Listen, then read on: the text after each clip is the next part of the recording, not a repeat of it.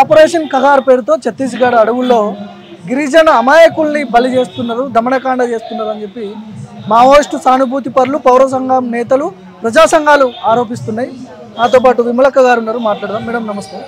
చాలా రోజుల నుంచి కూడా బీజేపీ బహిరంగంగానే చెప్తుంది మావోయిస్టులను లేకుండా చేస్తాం, అడవుల్ని కాపాడతాం, ఇలాంటి స్టేట్మెంట్లు వస్తున్నాయి. ఏం చెప్పదలుచుకున్నారు? వాస్తవానికి అడవి పైన, అడవిలో ఉన్నటువంటి సంపద పైన ఆదివాసీలకు మాత్రమే హక్కు ఉండాలి. అది ఈనాటిది కాదు. జల్ జంగల్ జమీన్ కోసం ఆనాడు సీతారామరాజు నుంచి మొదలుకొని కొమరం భీం నుంచి మొదలుకొని పోరాటాలు, అనేకమైనటువంటి పోరాటాలు జరిగినాయి. ఆ పోరాటాల కొనసాగింపుగా ఆదివాసీ బిడ్డలు ఇవాళ వాళ్ళంతా కూడా ఈ అడవి మీద హక్కు మాకే ఉండాలని వాళ్ళు కోరుకోవటంలో తప్పు లేదు. అది న్యాయమైనటువంటి కోరిక, డిమాండ్ కూడా. అది మనం కావాలని కోరుకోవడమే, వాళ్లకు న్యాయం జరగాలని కోరుకోవడమే మనం చేస్తున్నటువంటి పని. అది తప్పెట్లయితుంది? న్యాయంగా ఉండాలని కదా మనం కోరుకుంటున్నటువంటిది. అందుకని నువ్వెవరికో 5 ఏళ్లకోసారి వచ్చేటువంటి అధికారంలో ఉండేటువంటి మీకే ఇంత ఉంటే, ఏండ్లకేండ్లుగా అడవిని అంటి పెట్టుకొని అడవిలో ఉంటున్నటువంటి వాళ్ళు ఈ అడవి మాది కాదు అని అనుకునేటువంటి పరిస్థితులు ఎట్లుంటారు? అడవి నుంచి మీరు వెళ్ళిపోండి అనేటువంటి హక్కు నీకెక్కడుంది? ఎవరికీ లేదు. అడవిని వాళ్ళకు కాకుండా చేసేటువంటి రైట్ ఎవరికీ లేదు. ఇవాళ మొత్తంగా వీళ్ళని ఏరి పారేస్తాం, వాళ్ళని ఏరి పారేస్తాం అనేటువంటి నెపంతో పెద్ద మారణ హోమాన్ని సృష్టిస్తున్నటువంటి కేంద్ర ప్రభుత్వం. అందుకని కేంద్ర ప్రభుత్వం వెంటనే ఆపరేషన్ కగార్ని నిలిపివేయాలని చెప్పేసి డిమాండ్ చేస్తున్నాం. అరుణోదయ సాంస్కృతిక సమాఖ్యగా ఒక ప్రజల పాటై, ఆటై, మాటై పనిచేస్తున్నటువంటి ఒక సాంస్కృతికోద్యమంలో, విప్లవ సాంస్కృతికోద్యమంలో పనిచేస్తున్నటువంటి మేము కోరుకుంటున్నటువంటిది కూడా అదే. వాస్తవంగా ఇవాళ మనం ఈ మేరకైనా ఎన్విరాన్మెంట్లో ఉన్నాము అని అంటే ఆదివాసీ బిడ్డలు ఉన్నారు గనక, ఆదివాసీలు ఆ మేరకైనా అడవిని కాపాడుతున్నారు గనక, ఈ మేరకు కూడా అడవిని అంటిపెట్టుకొని ఉండేటువంటి ఆదివాసీలే లేకపోతే ఎప్పుడో ఆగమైపోయేది. ఏండ్లకేండ్లుగా ప్రకృతి సహజంగా సృష్టించబడ్డటువంటివి అడవులు, వీళ్ళు నాటినటువంటివి కాదు. ఒకవైపున అడవిని విధ్వంసం చేస్తున్నారు, ఇంకొక వైపున లేని అడవిని సృష్టించాలని చూస్తున్నారు వీళ్ళు. మొక్కలు నాటుతాం, అది నాటుతాం. నువ్వేం నాటాల్సిన అవసరం లేదు. ఉన్న అడవిని ఉన్నట్టుగా, ఉన్న గుట్టల్ని ఉన్నట్టుగా, ఉన్న చెరువుల్ని ఉన్నట్టుగా, ఉన్న భూముల్ని ఉన్నట్టుగా మీరు ఉంచితే చాలు. మీరు అమ్ముకోకపోతే చాలు. అమ్ముకునేది మీరు, విధ్వంసాన్ని సృష్టిస్తున్నది మీరు, మారణ హోమాన్ని చేస్తున్నది మీరు, హింసను చేస్తున్నది మీరు, కులాల పేరుతో, మతాల పేరుతో ప్రజల మధ్య విభేదాలు సృష్టిస్తున్నది మీరు, హత్యలు చేస్తున్నది మీరు. ఇన్ని చేస్తున్న మిమ్మల్ని ప్రశ్నించొద్దు అంటే పౌర సమాజం లేనట్ట? ఇప్పుడు కేవలం బీజేపీ టార్గెట్ మావోయిస్టులను లేకుండా చేయడమా, లేకపోతే అడవిలో ఉన్నటువంటి ఖనిజ సంపదను దోచుకోవడానికి ఇట్లాంటి ప్రయత్నాలు జరుగుతున్నాయి? అంటే అడవిలో ఉన్నటువంటి ఖనిజ సంపదని దోచుకోవడానికే అటు ఆదివాసీలు లేకుండా చేయాలని, ఆదివాసీలకు అండగా ఉండేటువంటి వీళ్ళని లేకుండా చేయాలని. అంటే ఒక ప్రశ్న ఉంటుంది కదా, వీళ్ళుంటే ఏంటంటే ఒక ప్రశ్న ఉంటుంది. ఆ ప్రశ్నే లేకుండా చేస్తే మేము ఇష్టారాజ్యంగా ఉండొచ్చు అని మేము అంటున్నాము. మొత్తం దేశాన్ని బొందలగడ్డని చేసి ఏ దేశాన్ని ఏలుకుంటారు మీరు? ప్రజలుంటేనే కదా, ప్రజలుంటేనే సమాజ మనుగడ ఉంటుంది. ఈ సమాజ మనుగడకే ఒక ప్రశ్న ఎదురైన తర్వాత, మానవ మనుగడని ఒక ప్రశ్నార్థకంగా మిగిలినటువంటి చోట, మొత్తం ఎక్కడెక్కడ ఎన్విరాన్మెంట్ దెబ్బతీసిన తర్వాత, మయన్మార్లో ఏం జరిగింది నిన్న? ఎవరి పాపం అది? మానవ పాపం కాదా? ఇవాళ పాలకుల పాపం కాదా? అందుకని ఇక్కడ కూడా పాలకుల పాపం వల్లనే ఇవన్నీ జరుగుతున్నాయి. అందుకని మీరు చేస్తున్నప్పుడు, ఇవన్నీ చేస్తున్నారు మీరు, ఇది సరైనది కాదు అనే ప్రశ్న వేయడం తప్పు కాదు కదా. ప్రజాస్వామ్య దేశమా కాదా మనది? ప్రజాస్వామ్యం లేదు అని చెప్పండి మీరు. అసలు ఈ దేశంలో అసలు ప్రజాస్వామ్యమే చచ్చిపోయిందని చెప్పండి. ప్రజాస్వామ్యం లేదని మీరు ప్రకటించండి. మనది ప్రజాస్వామ్యము, లౌకిక ప్రజాస్వామ్యము అనేటువంటిది ప్రజాస్వామ్య దేశం అని మీరే అంటున్నారు. మరి ప్రజాస్వామ్యం ఉన్నది అని అనుకుంటున్నప్పుడు ప్రశ్నించే హక్కు కూడా మనకు ఉంటుంది కదా. అలాంటప్పుడు ప్రశ్నించకుండా ఎట్లుంటాం? మనుషులం కదా. ఇప్పుడు ఆపరేషన్ కగార్ పేరుతో నిజమైన మావోయిస్టులనే చంపేస్తున్నారా, లేకపోతే గిరిజన ప్రాంతాల్లో ఉన్నటువంటి అమాయక ప్రజలు చనిపోతున్నారు? నిజంగా పనిచేస్తున్నటువంటి నక్సలైట్లను చంపేస్తున్నారు, వాళ్ళకు అండగా నిలబడుతున్నటువంటి అమాయక ఆదివాసీ ప్రజలను కూడా చంపేస్తున్నారు. ఈ మధ్యకాలంలో ఒకటి తర్వాత ఒకటి చూస్తే ఎంతమందిని పుట్టన పెట్టుకున్నారు? సరైనది కాదు కదా. ఇంతమందిని చంపే హక్కు మీకు ఎవరు ఇచ్చిండ్రు? ఏ కోర్టు చెప్తుంది వీళ్ళని చంపమని? చెప్తుందా? కోర్టులు చెప్తున్నాయా వీళ్ళని ఏరి పారేయండి, వీళ్ళని చంపండి అని చెప్తున్నారా? అంటే కోర్టులను కూడా లెక్క చేయరా మీరు? ఏది చెప్పరా మీరు?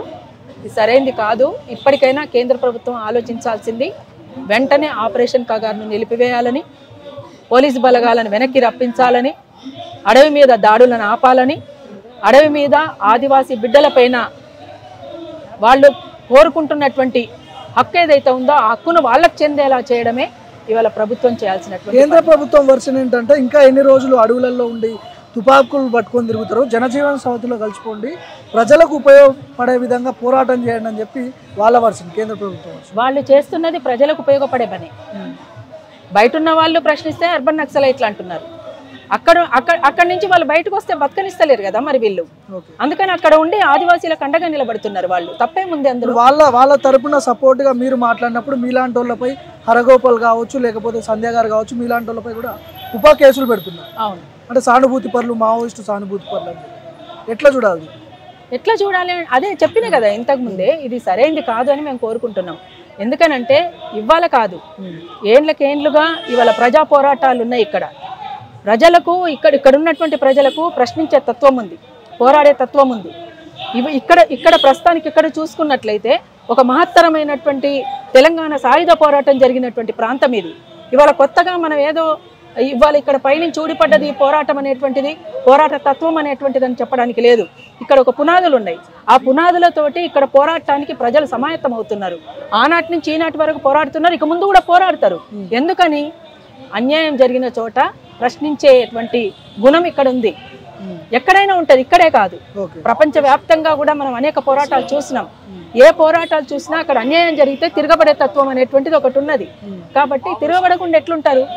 తిరగబడిన చాలా సీరియస్ గా తిరగబడేటువంటి పరిస్థితులే వస్తే మొత్తం ప్రభుత్వాలే కూలిపోతున్నాయి కదా. ఇంత ఆధునికమైన ప్రపంచంలో ఇంకా అడవులలో మావోయిస్టులు తుపాకులు పట్టుకొని తిరిగితే ప్రజలకు న్యాయం జరుగుతుంది అనుకోవచ్చా?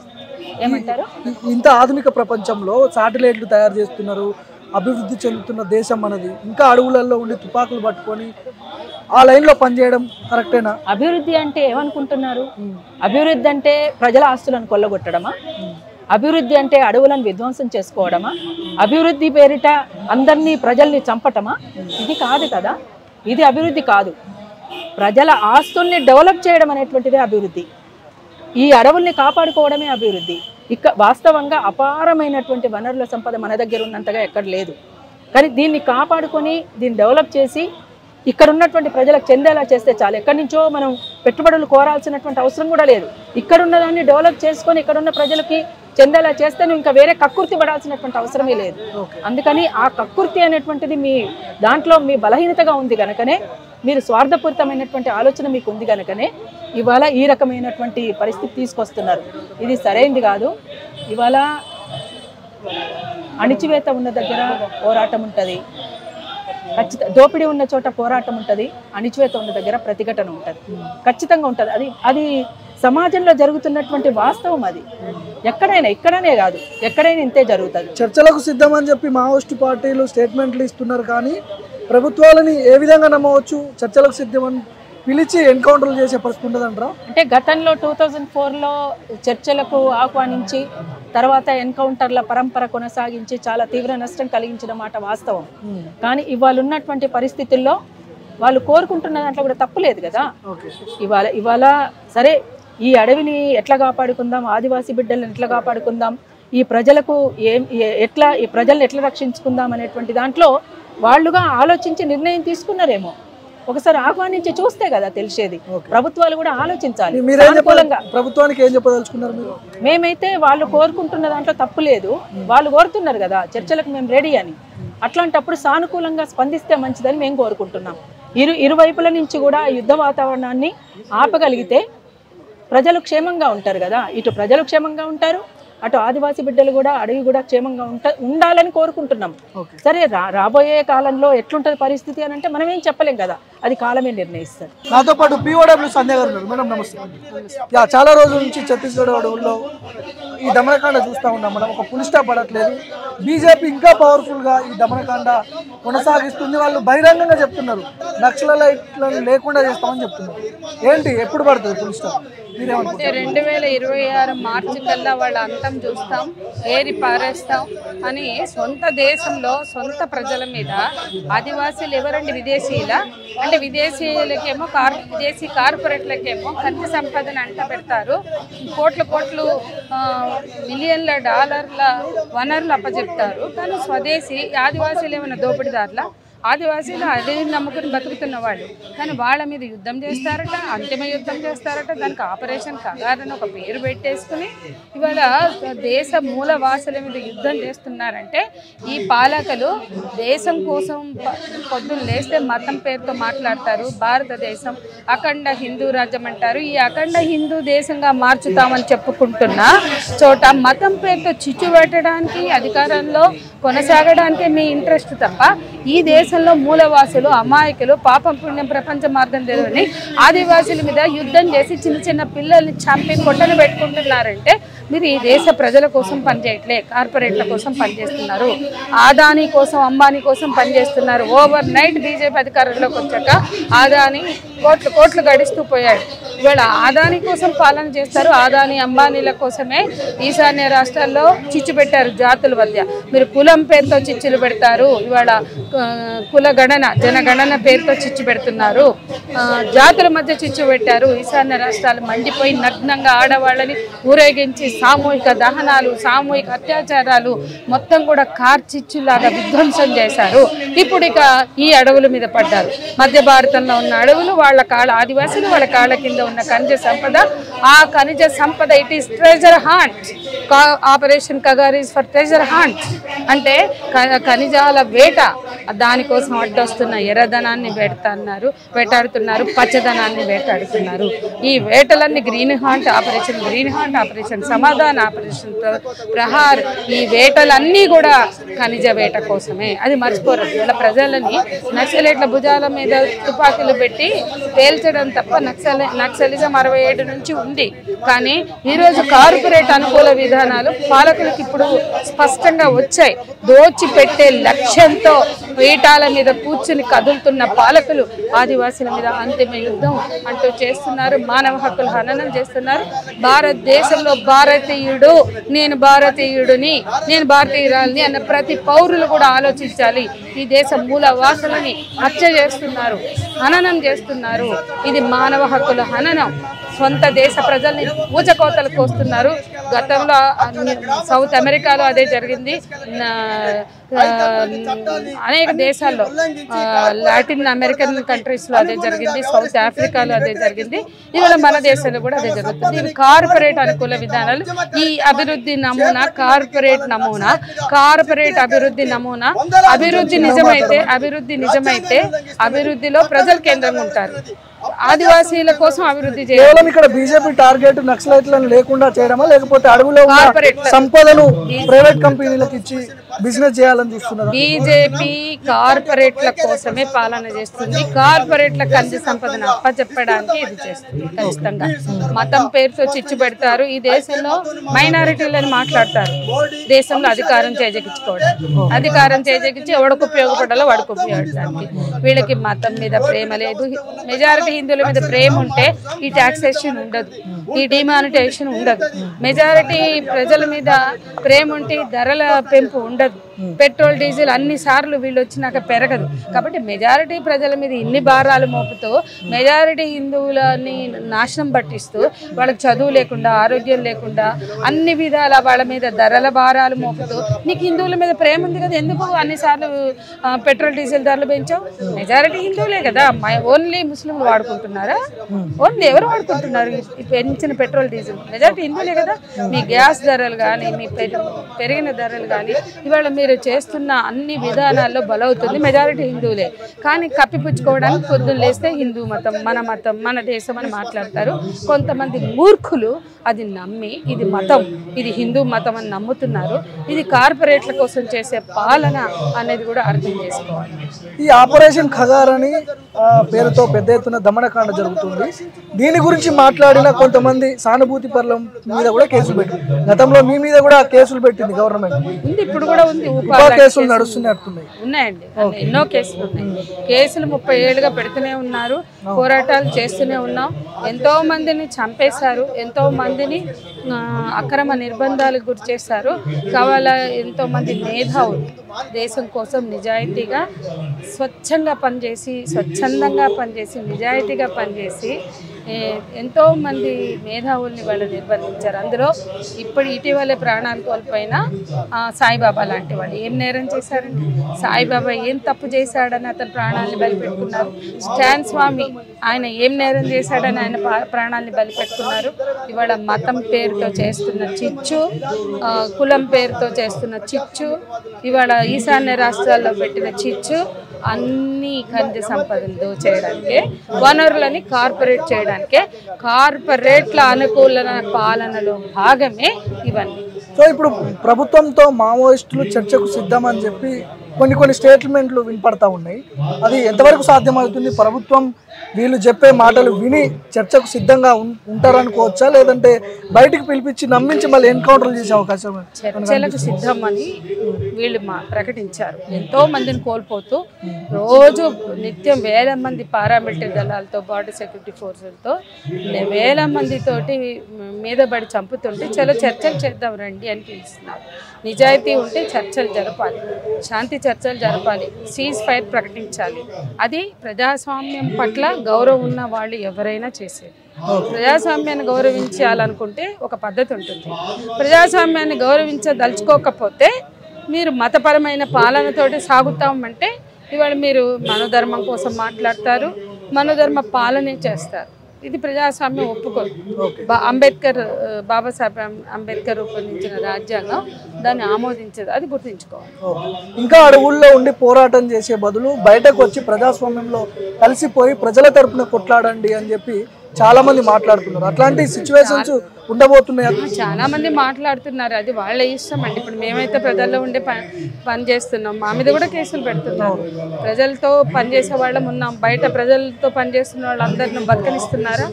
ఎంతో మంది పని చేస్తూ కేసులు తట్టుకోలేక వెళ్ళిపోయిన వాళ్ళు కూడా ఉన్నారు. కాబట్టి లోపల పనిచేస్తున్న వాళ్ళు ఎవరైనా వాళ్ళు ఈ విధానంతో అంగీకరిస్తారా లేదా అది వాళ్ళు ప్రకటించాలి. ఖచ్చితంగా వాళ్ళని ఆహ్వానించవలసిన బాధ్యత ప్రభుత్వం మీద కూడా ఉంది. కానీ వాళ్ళే మేము వస్తామంటున్నారు. వాళ్ళ కోసం శాంతి చర్చల కమిటీలు ఏర్పడి వాళ్ళు మీడియేటర్షిప్ చేస్తామంటున్నారు. అరగోపాల్ లాంటి వాళ్ళు మేధావులు చేస్తున్నటువంటి ఆ మధ్యవర్తిత్వాన్ని గౌరవించి దానికి అనుగుణంగా చర్చలు జరిపితే ఒక శాంతి అనేది వస్తుంది. ఎందుకంటే ఈ యుద్ధంలో ఎవరు చనిపోతున్నా బాధపడవలసిందే. అది పోలీసులు చచ్చిపోతే సంతోషం, మా నక్సలైట్లు చచ్చిపోతే బాధ, లేకపోతే ఆదివాసులు చనిపోతే బాధ కాదు. ఎవరు చనిపోయినా అది బాధాకరమే. కాబట్టి దీన్ని ఎక్కడో ఒక దగ్గర పరిష్కారం వెతకాల్సిన అవసరం. ఓకే, అంటే ఓన్లీ మావోయిస్టుల ఈ ఎన్కౌంటర్లలో ఓన్లీ మావోయిస్టులే చనిపోతున్నారా, లేకపోతే ఆ గిరిజన ప్రాంతాల్లో ఉన్న ఆదివాసీ గిరిజనులు ఎలాంటి సంబంధాలు లేని గిరిజనులు అమాయకులు చచ్చిపోతున్నారు అని చెప్పి మాట్లాడుతున్నారు? 2 నెలల పాప ఆమెకి ఏముంటుందండి? 2 నెలల పాపలు, 11 నెలలు, 10 నెలలు, 2 ఏళ్ళు, 3 ఏళ్ళు, 5 ఏళ్ళు పిల్లలు స్కూళ్ళ మీద వేస్తున్నారు. గాజాల్లో స్కూళ్ళ మీద, హాస్పిటళ్ళ మీద బాంబులు పడుతున్నాయి. మధ్య భారతంలో డ్రోన్స్ తోటి బాంబులు పడుతున్నాయి. ఇవాళ అక్కడ ఆదివాసీ మహిళా నాయకులు చెప్తున్నారు, మా జీవితం ఇక్కడ మాకు కనపడుతున్న మార్గం మా ఆడవాళ్ళకి అయితే అత్యాచారం, లేకపోతే చావు, లేకపోతే జైలు, లేకపోతే సరెండర్, అంతేగాని మాకు ఇంకొక జీవితమే లేదు. స్వేచ్ఛగా అడవిలో బతకట్లేదు. మేము బాత్రూముల్లో స్నానాలు చేస్తే డ్రోన్స్తో కెమెరాలు చేస్తున్నారు. మేము పని కోసం అడవిలోకి వెళ్తే, పొలాల్లోకి వెళ్తే మా మీద పడి రేపులు చేస్తున్నారు అని చెప్తున్నారు. వాళ్ళు ఏం నేరం చేస్తున్నారని రేపు బయటోడు చేస్తే నేరం. మరి మధ్య భారతంలో ఆదివాసీలను అట్లా రేపులు చేస్తే అది రేప్ కేసు ఎందుకు కాదు? ఒక రేప్ కేసు అయినా పెడుతున్నారు. వందలాది రేపులు జరుగుతున్నాయి. ఎందుకు రేపులు పెట్టట్లా?